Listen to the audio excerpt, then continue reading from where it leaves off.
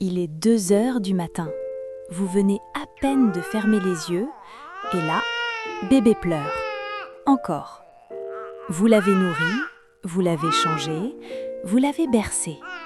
Et pourtant, il pleure, sans raison apparente.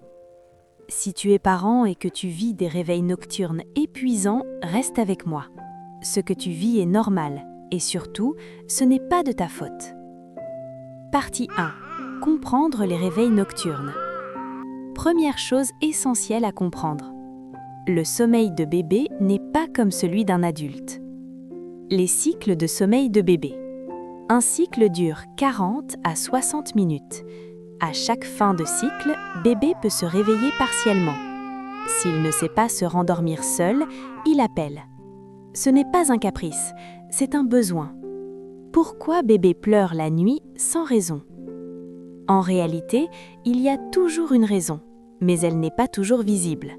Une immaturité neurologique, un besoin de sécurité, une régression du sommeil, une séparation nocturne, un inconfort léger, gaz, dents, chaleur, trop de stimulation dans la journée.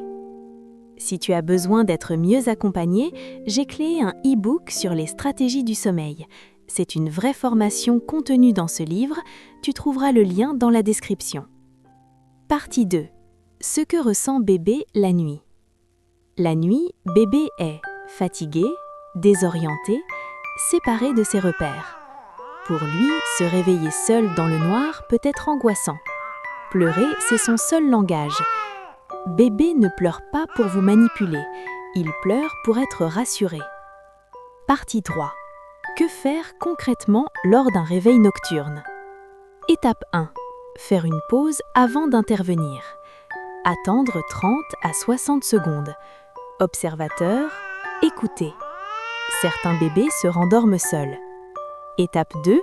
Intervenir de façon calme et prévisible. Quand tu entres, lumière doit être faible, votre voix douce, geste lent. Pas de jeu, pas de stimulation, pas de changement brutal. Le message doit être « La nuit, on dort. Je suis là ».